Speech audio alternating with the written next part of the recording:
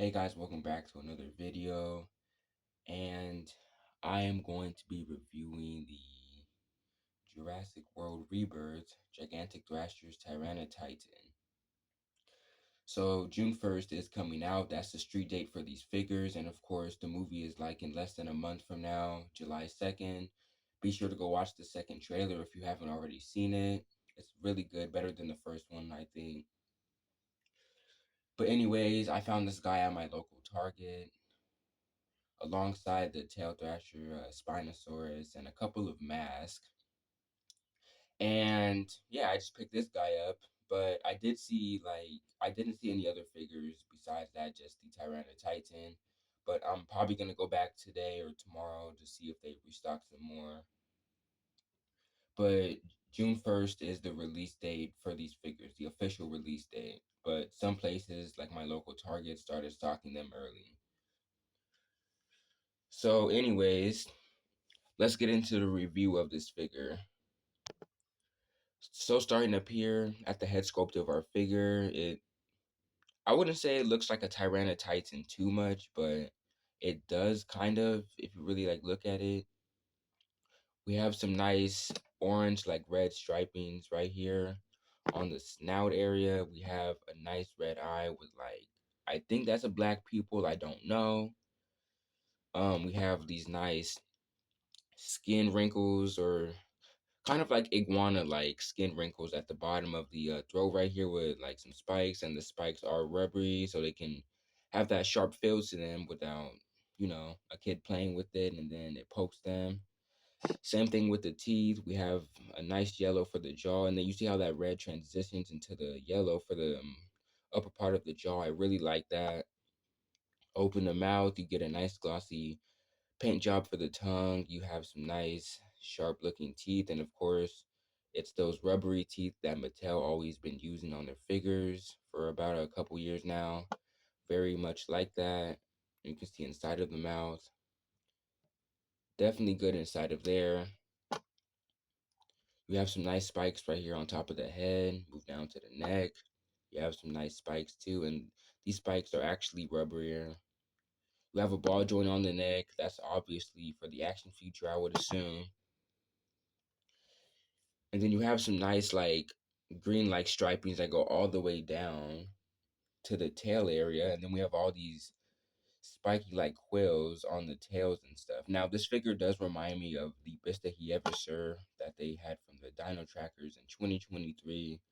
I don't know if you know what that line is, but it's a line that was released in 2023 from Mattel, and they had the species in there called Sir. It really much reminds me of it, but I'm at a different location right now, so I don't have it to compare it. But yeah, but we have some nice like spikes, and just like these spikes right here, these spikes are also rubberier, so you can like feel them, and a kid can play with that without getting poked. All right. For the rest of the body, we have like this beautiful light green. We have like some bumps, like osteoderms on the side of the legs. We have some nice skin wrinkling right here. There's the rib cage. Move out into the arms, we have some nice scoots. But one thing I did notice about the arms is that I don't think they're like they're actually pronated. Yeah, they're pronated. Like they go down instead of like out, like inwards, but instead they go outwards. That is not like paleo accurate at all. I don't know why they decided to do that. But yeah. But anyways, we have a nice feet sculpt. The feet are actually small, as you can see. We have some nice scoots running down out into the feet. And of course, the feet and the hand claws have like that glossy look to them, despite them being painted. We have the dew claw right here. Same thing for the other side. And if you move back on the other side right here, you can see there's nothing much, like pretty much like the same or different. But the tail, however, that now of course the tail does have all these like spikes on it. Really wasn't seeing that coming from Mattel, but I don't really know. I guess they have to do this, because like to get people to like buy them, which is honestly that makes very much sense. It does. We still have like more of those like bumps right here on the side of the leg. I really like that. But the tail does suffer from that extremely short length though. I don't know if you guys can see it, but it kind of does like suffer from that like short length kind of tail.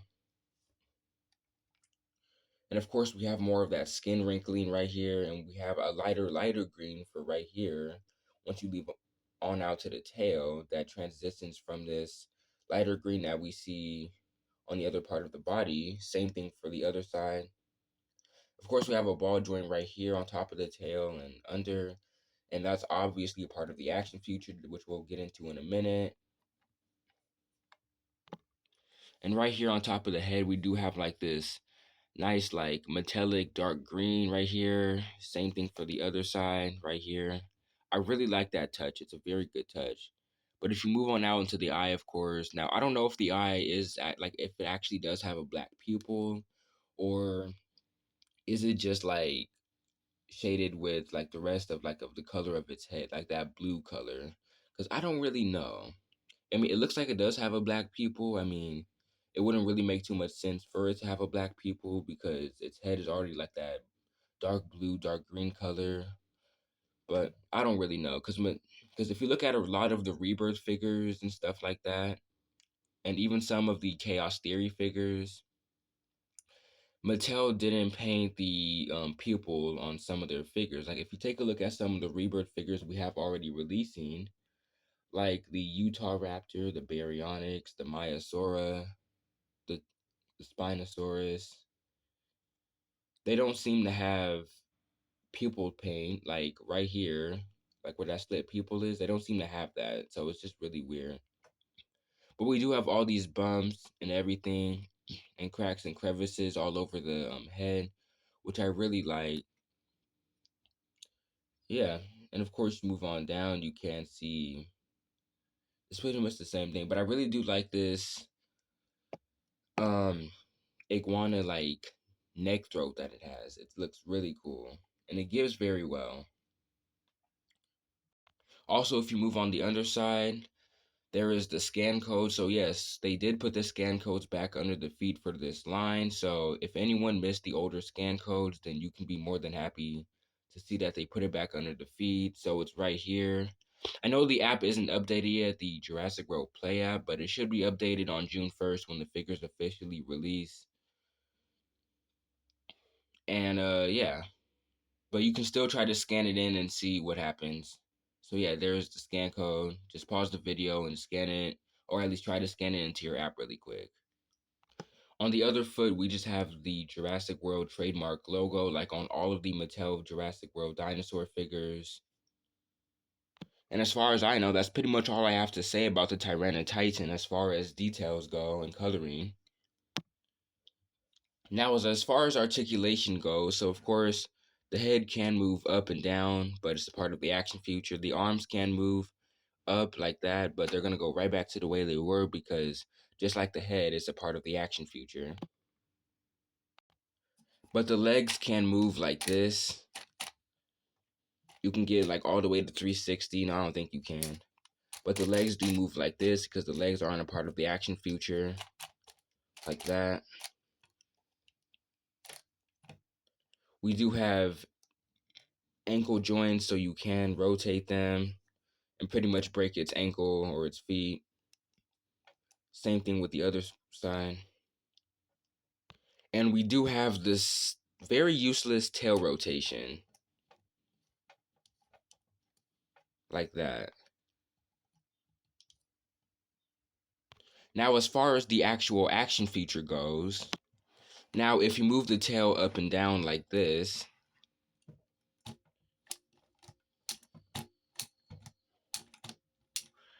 you do get up and down biting action like that. You just gotta move the tail up and down like this. So like you can do it fast if you want. And if you rotate the tail like this, it will rotate from side to side and the arms will move up and down like so.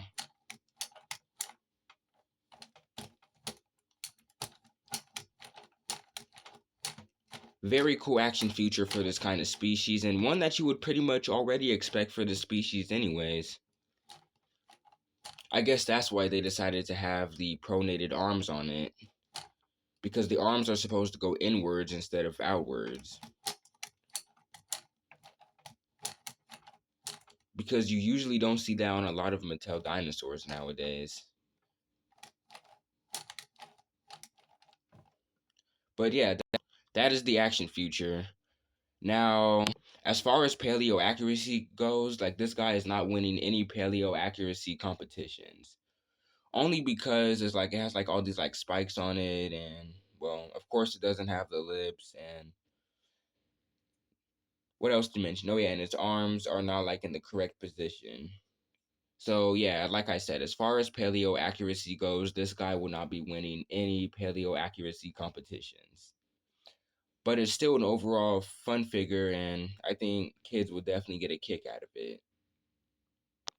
Now, as far as comparisons go, here it is compared with the human figure, and you can see the tyrannotitan is by no means a little bit bigger than it, of course. Let's do some other carcharodontosaurids. And if you guys don't know what carcharodontosaurids is, that's actually the family group that tyrannotitan is actually in. And here it is compared with one of its smaller relatives, the Neovenator from England in the Isle of Wight. Next up, let's do another comparison with its more closely related and kind of a little bit more famous relative, not too famous as like Giganotosaurus, but here it is compared with the Mapusaurus, one of its closer relatives, rather than while Neovenator is still its like close relative, like Mapusaurus is its closer relative than compared to Neovenator. So yeah, here it is compared with the Mapusaurus we've had last year, and as you can see, there's a bit more head mass and a little bit like more like body mass, I would say, on the Mapusaurus. But if you look at the Mapusaurus compared to the Tyrannotitan, the Mapusaurus looks a little bit more like on the paleo accurate side, a little bit too. Only because if you look at this arm, it goes inwards instead of outwards. Because when you look at the Tyrannotitan, it goes outwards and downwards. And you can see like its head sculpt kind of looks a little accurate, and of course its arms. Sorry about that. It was a house noise. So as you can see, compared to the Mapusaurus just has a little bit more head mass on it than the Tyrannotitan, because these two are in the same family group.